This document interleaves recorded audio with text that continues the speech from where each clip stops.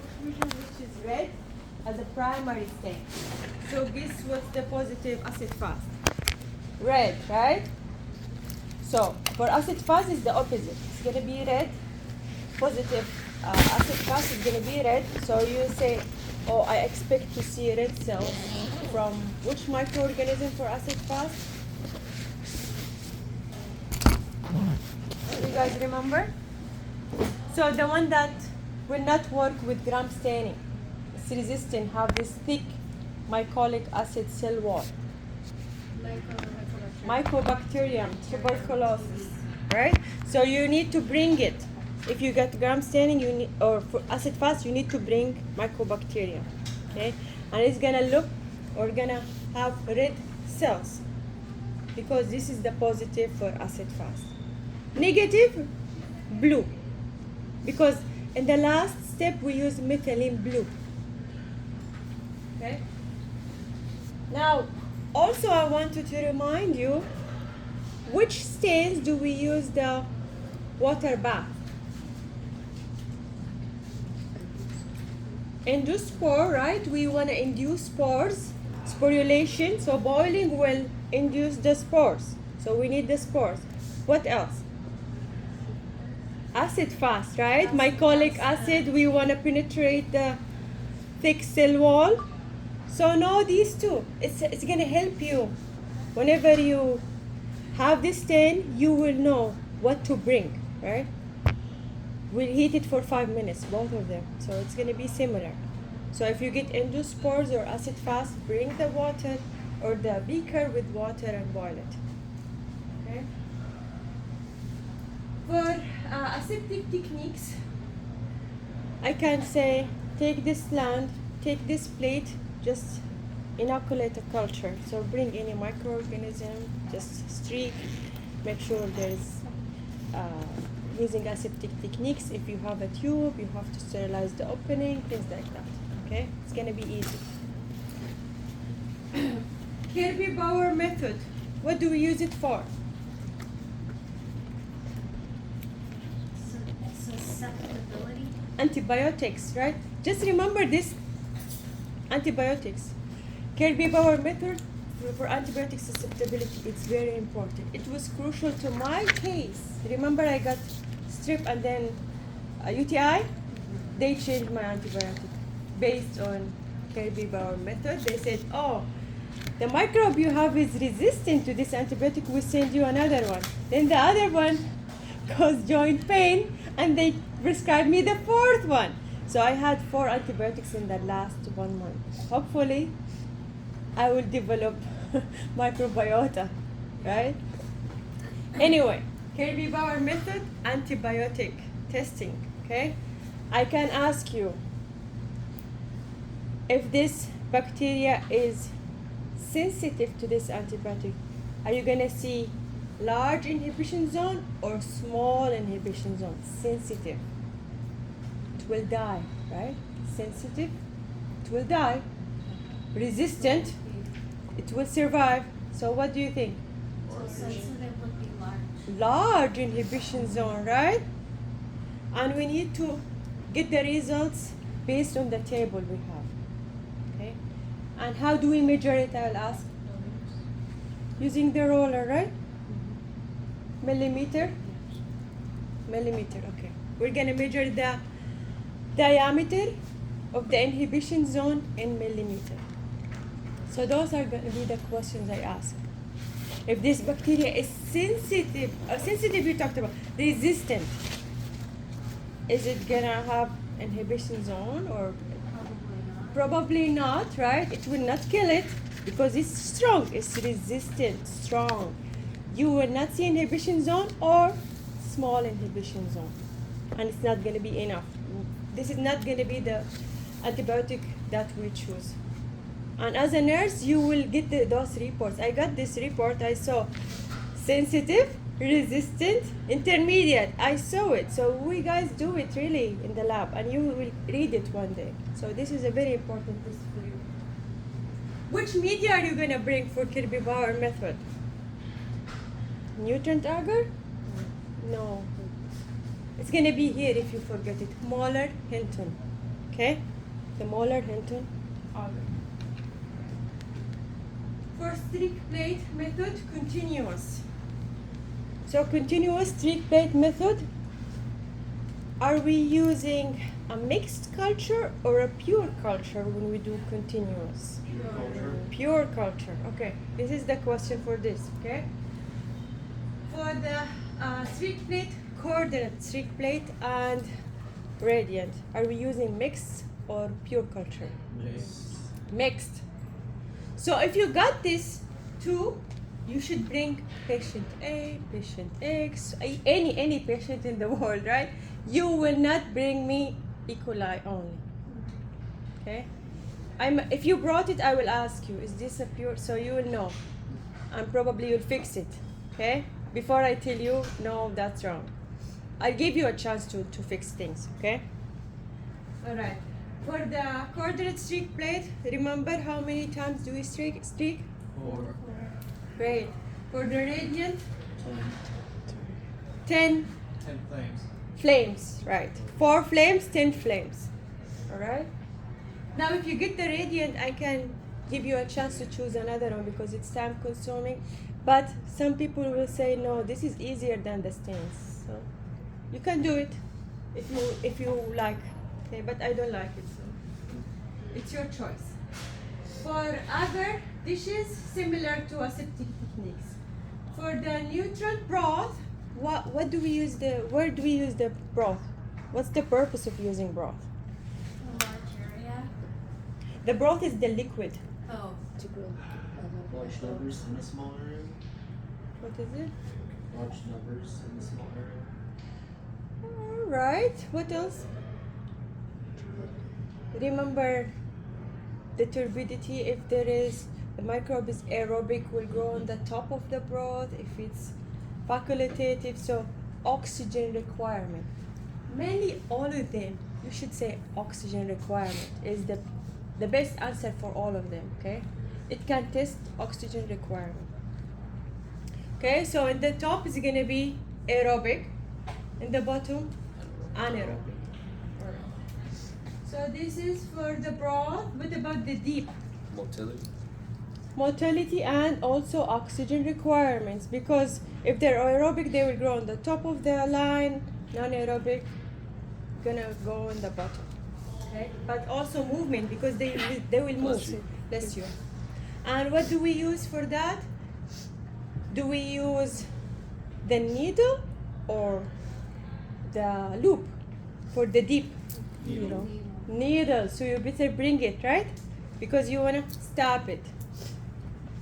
All right. Slants.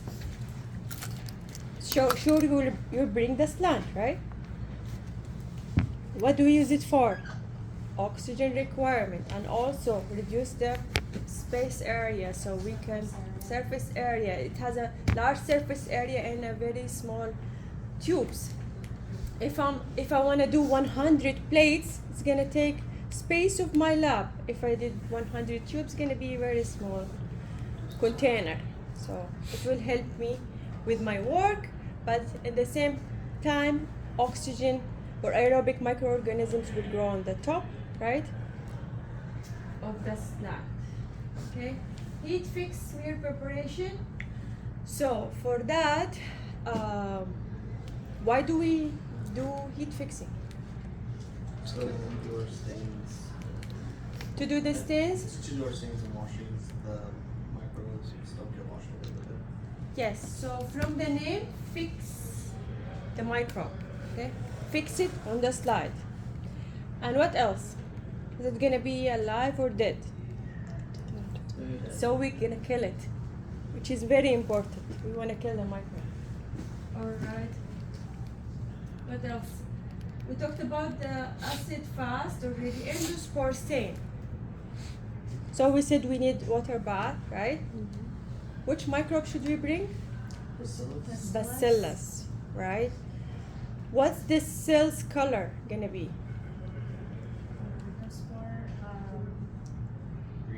In the spore green, the spore is gonna be green, but the cells red, because in the end we use saffron. Okay, right. For negative stain, we're not gonna do negative stain, we're gonna do capsule stain. It's similar but somehow different, okay? So, for capsule stain, do we heat it? No. Do we wash it with water? No.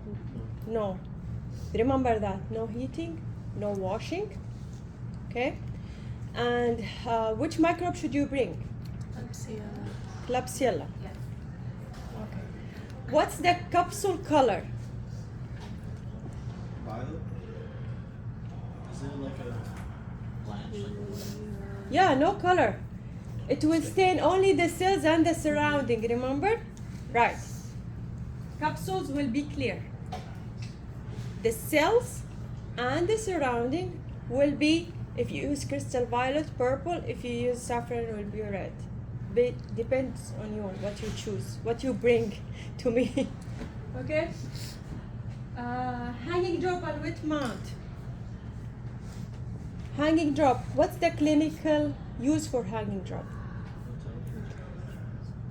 It, yes, it's used for motility. What's the clinical use? Vaginal. Oh, vaginal, yeah. Yes. Vaginosis or vaginal smears, anything that you remember, okay, will help. Okay? And which one will dry fast? The wet mount. Wet mount, because we don't use Vaseline. Where do we put the sample for the hanging drop? On the cover slip. On the cover, right? Which side do we use? The one with The Depressed. Depression slides. The sad slides, right? Depressed. So this is hanging drop because we put the sample on the cover and then turn it around after the Vaseline, okay? Turn it around, then it will be hanging, okay? Use of the microscope, oil immersion. You will bring me which microorganism that needs oil immersion? Bacteria. Bacteria. Don't ever bring fungi. I will question you, right? Because we can see them at 10, 40 maximum. We don't need 100 unless we want to see details, okay? So bring me any bacteria slide, staph, E. coli, whatever. And you start with 4 and then add the oil at 100, remember? Pour plating is very simple. Remember the media was prepared for you in a beaker and then you just pour it in 2 plates. But why do we do this? Why do we use this method?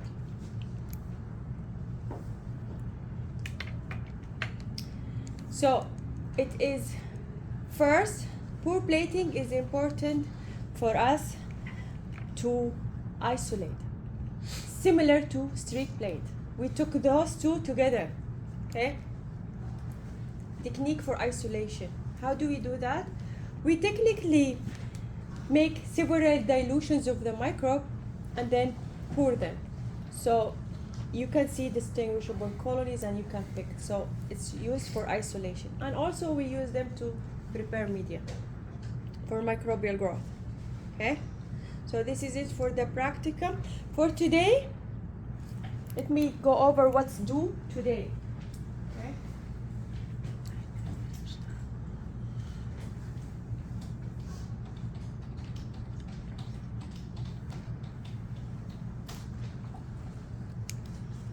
Talked a lot, yeah. But it's important for you to know the questions, right? All right. So remember this long handout that has the worms with protozoas. This is a handout, okay?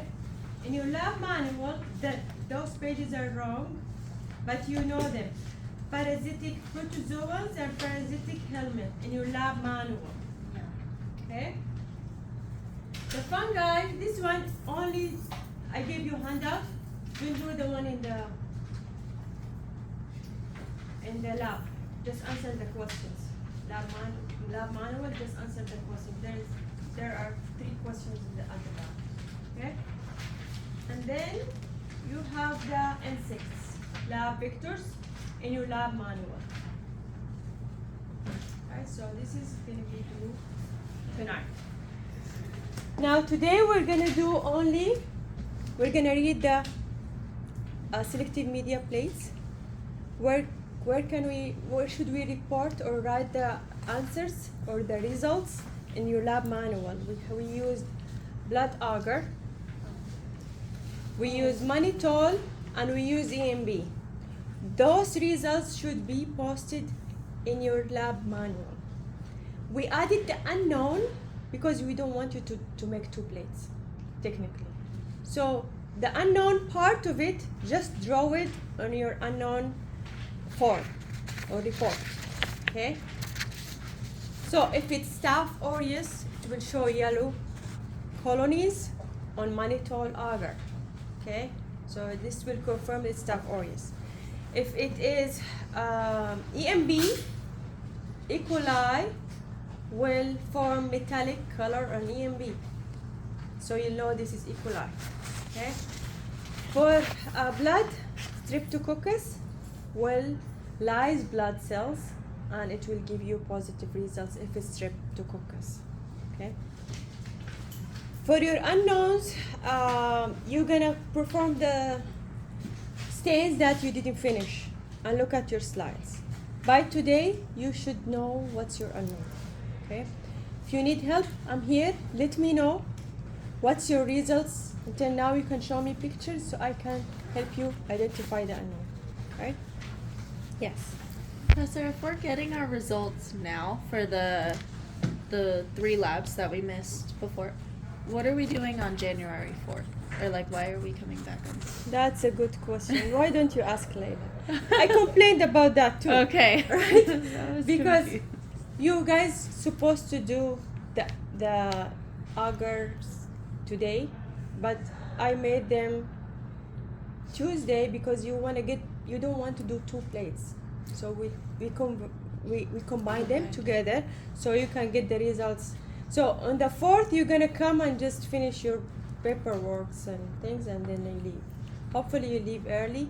Dr. Hillard will be here to observe you. If you finish, you can say, can we leave? Maybe she's gonna say okay. So it's not gonna take a lot of time. So hopefully it's not gonna be a long lab. So technically you're gonna work on what you didn't know in your unknown if you didn't identify it, but hopefully today you'll identify your unknown with me, okay?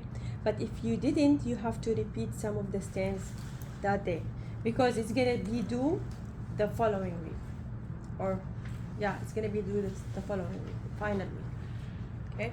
So the unknown forms and the 3 medias should be due on the 11th of January.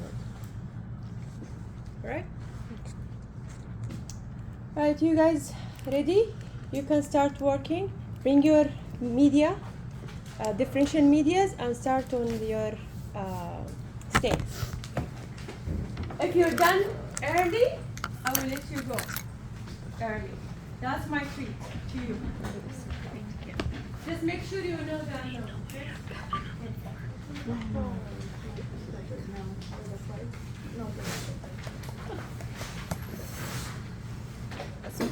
I'm gonna see if the EMB comes up negative before I redo that acid fasting, because I think it's acid negative because it's all blood. Yeah.